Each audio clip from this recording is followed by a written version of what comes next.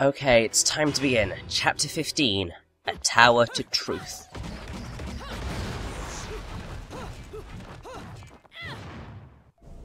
Now, as I said in the last part, this is the last normal stage of Bayonetta. Music here is to the Ithavol building.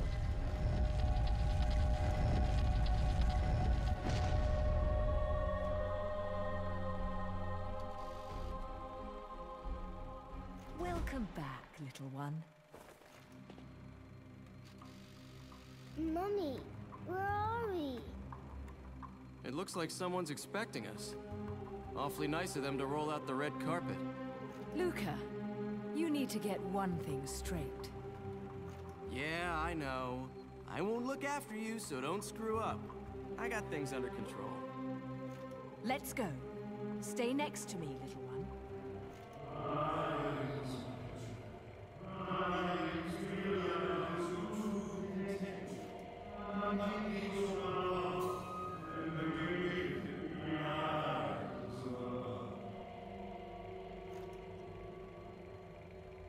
Daddy? What? Daddy, it's Daddy! Daddy? Of course, Mummy. Can't you hear him? Okay, Daddy, I'm coming. And I'll bring Mummy with me. Little one, wait! This way, Mummy. Little one!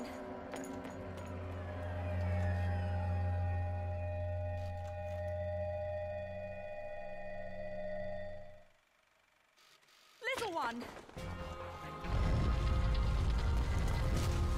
Cerecita! Bayonetta! Damn it!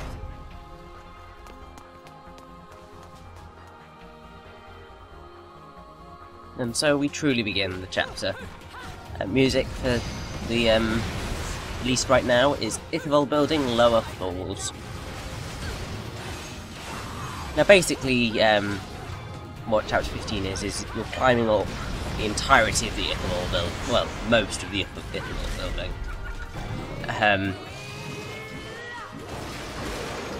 And just pretty much you have to face every single enemy in the game. It's basically a massive long gauntlet with some pretty fiendish Alpines along the way as well.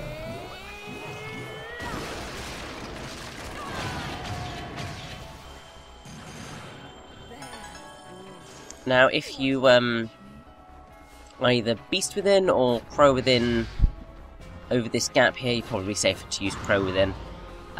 There is an Umbran resting place, and also there is an Umbran Tears of Blood, which is hidden away in the corner of this section. Basically, you've got to do a triple jump to grab it.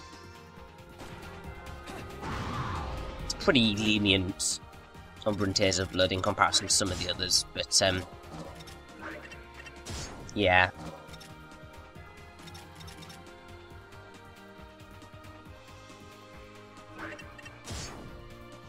I have the feeling this isn't going to go as well as I hoped it was going to, but we'll see what happens.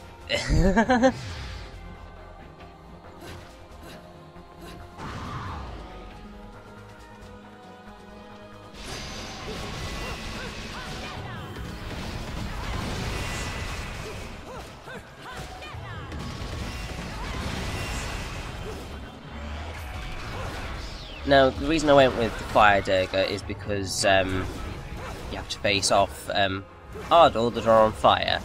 So a really good way of doing that is just by using Fire Dagger. Unfortunately, I am absolutely terrible at using specifically Fire Dagger, because it's very slow and I'm really not good at this.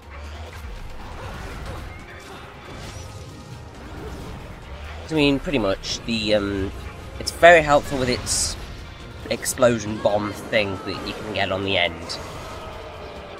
But making kind of proper use of that to get the best combos I don't really know how I do that properly.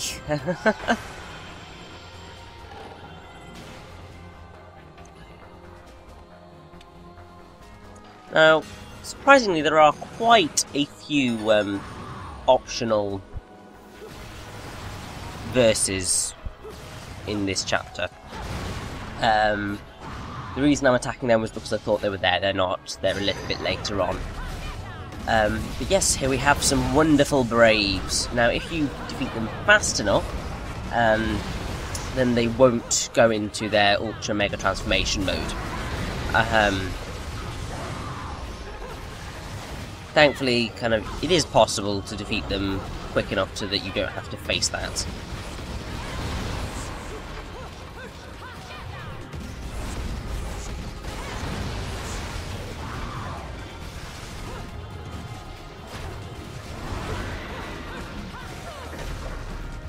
I was so close to doing this no-hit, damn it. Oh well. It can't be helped.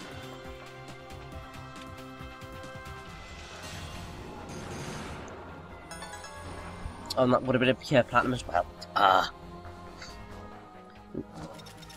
Now I am... if you can guess why I'm changing to the Evil Harvest Rosary, yeah, we are about to face off against the wonderful, gracious and glorious, hidden in these statues.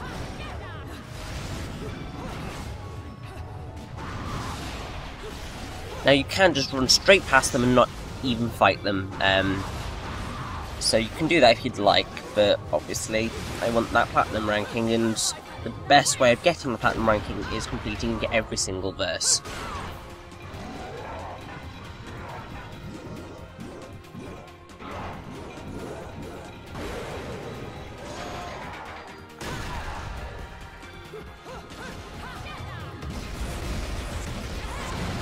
Now, one of the things that I haven't really discussed is the world creating of Bayonetta, which you don't really see a lot on that often. But basically, in one of Platinum Games' many blog posts, generally the world that exists of Bayonetta inside Kamiya-san's head is particularly insane. But everyone played off the outrageous designs. And when making a game with Kamiya-san, the worldview isn't particularly locked down, so it can twist and change. But thematically there were constants, like the angels, the witches, the sun, the moon, and so on. Couldn't shake those. So as they proceeded through creating the architecture, it was all based around these core principles. And also, while the lead character is a thin, sexual woman, I refrain from using sexy because I know there are people who do not find her sexy, and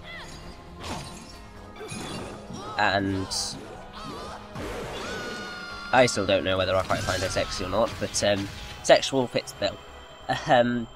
The world behind her is quite the opposite, so it's large and heavy environments. So Bayonetta isn't really lost amidst the shuffle of it.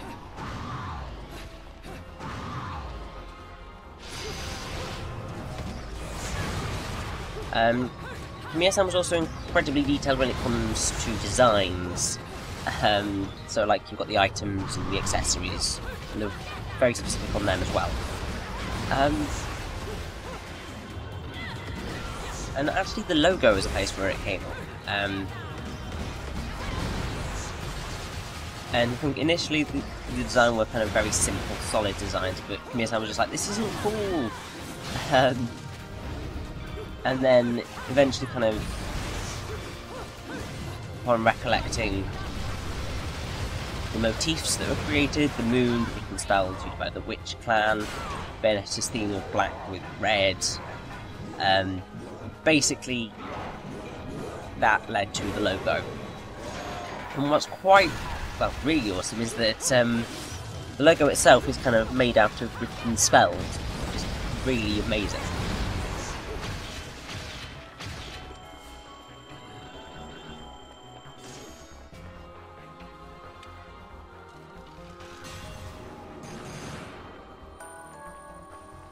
I mean, another thing that I haven't really... Well, I'll bring up in a bit, because we have a Temperance deciding he's going to attack us throughout here. Now, if you fight the Affinity here, just in this little section here, you won't get hit by Temperance's attacks. But just kind of watch out, because he will be punching through the walls and trying to murder you.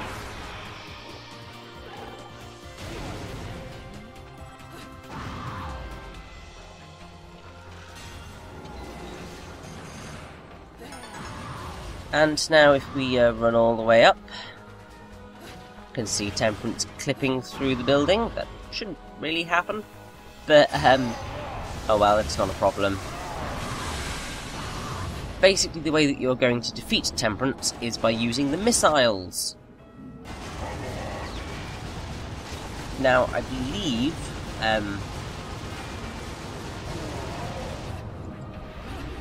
that, well, the cannon font is most definitely a reference, but I can't actually remember what the reference is to. I mean, it looks very much like Metroid, but it's definitely not a reference to Metroid. To be fair, I probably should have double-checked with Kamiya-san on that one, but that's definitely another reference to something. Also, try to avoid that. I think you can... There is an evade button that comes up if you're still in the cannon, but it's... yeah. This fight can be... Well, is pretty easy, but then he does this. You're going to want to get out of the way, otherwise he's going to give you that much damage, which is a lot, especially in this chapter. Because in this chapter you're going to want as much health as you can get, because it's very, very long. Not nearly as long as chapter 5, but also it's going to get quite difficult, because we have a boss rush. If you hadn't guessed that was going to take place yet. For some reason I can never hit him when I'm in Witch Time, it's ridiculous.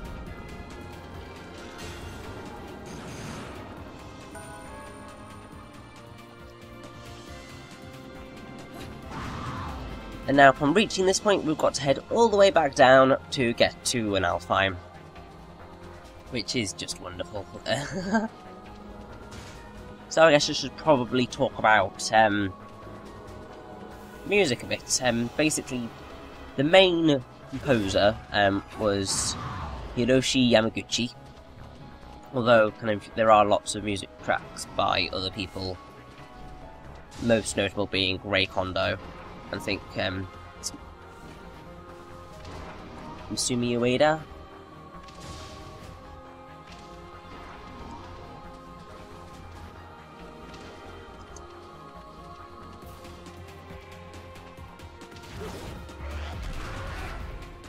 Basically, kind of, it's mostly people who have worked on them.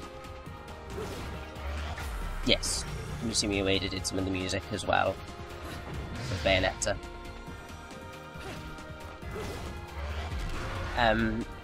So basically, kind of, the main kind of things that you have to deal with is that, so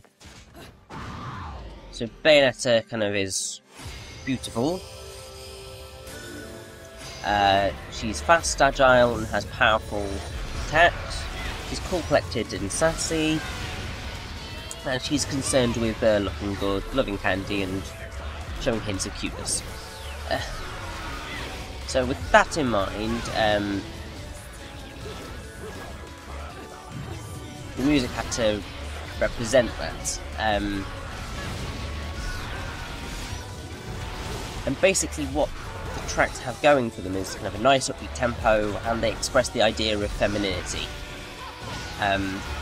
So there's lots of kind of beautiful instruments like pianos, electric pianos, organs, vibraphones, flutes, double bass, and a female chorus. Also, since it's witches, normally you'd have dark fantasy air about things, but since Bayonetta is a witch in the modern day, it's more of an uninhibited conception. So, music's meant to kind of show modern femininity, in a way. And even though when they started production, they had a style based on these traits, it took a while to get used to producing it like it. Because it's very difficult to get both the feeling of femininity and intensity.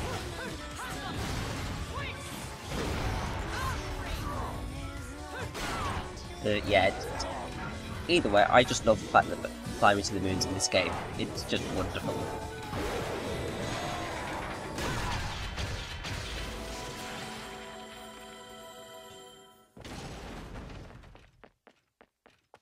You want to touch?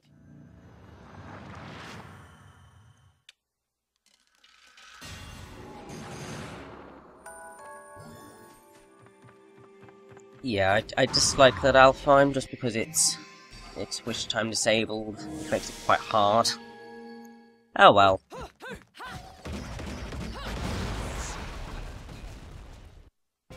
Especially because it's all flaming angels. Now I was hoping that I'd be able to get some health from these pots. But obviously health in Bayonetta is rare. And I'm not using an item, so... well, unless it's really, really, really necessary. Which hopefully it won't be.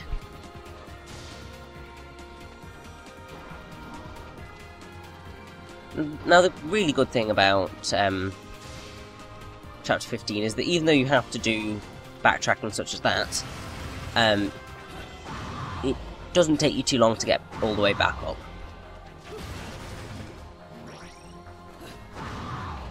Didn't want magic, I wanted health, damn you.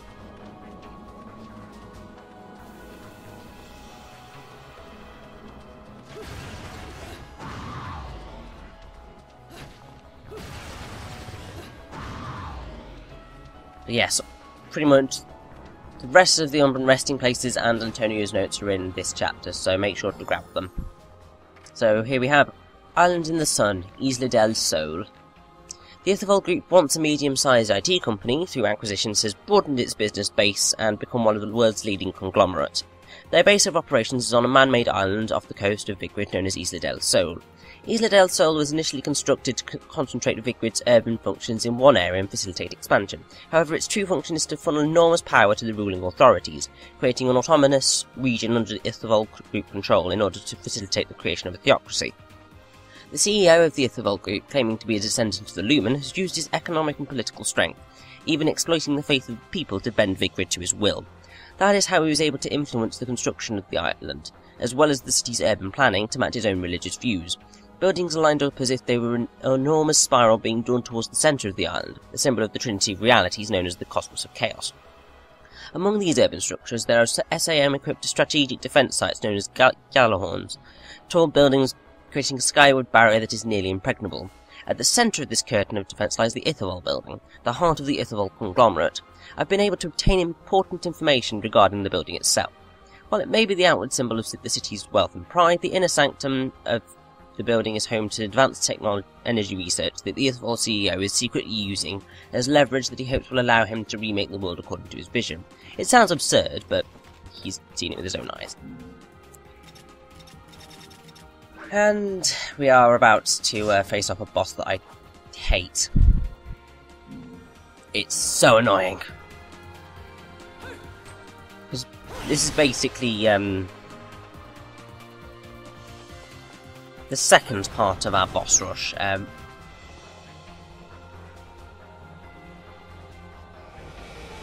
look, the sun's out, excellent. Oh dear. Thankfully it's very easy to dodge that, so I wouldn't worry too much about it.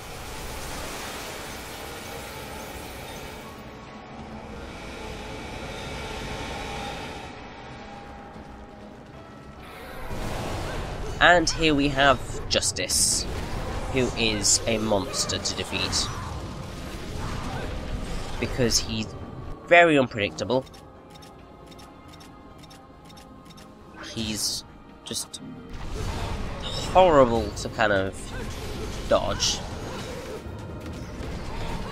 And also, for some reason, it's difficult to hit.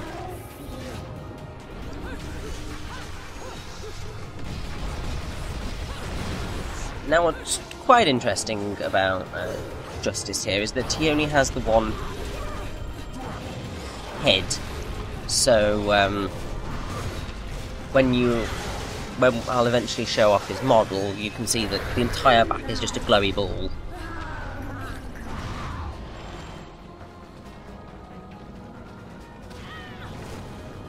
And normally I do so well on this bit. Clearly, my Eostitia skills have diminished somewhat.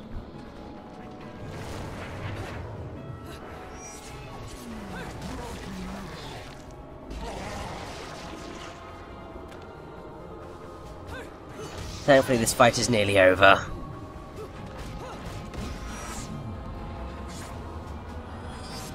Because we do only have to kill the one head.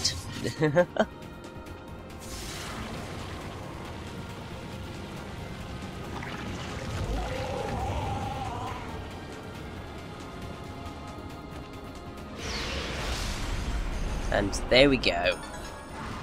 Bloody hell, that was a platinum. No, shut up, just take it, just don't complain. And now we reach the Ithavol building, upper floors, and that's the name of the music as well. Now over here we've got an Umbran resting place, with another broken witch heart in it.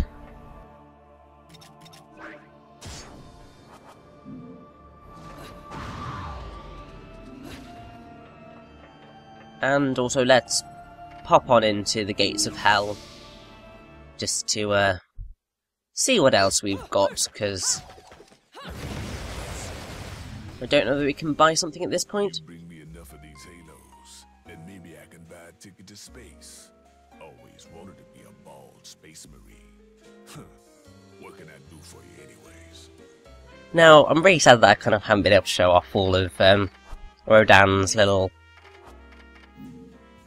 quips, but I guess that's what happens when you don't really need to come to the gates of hell that often.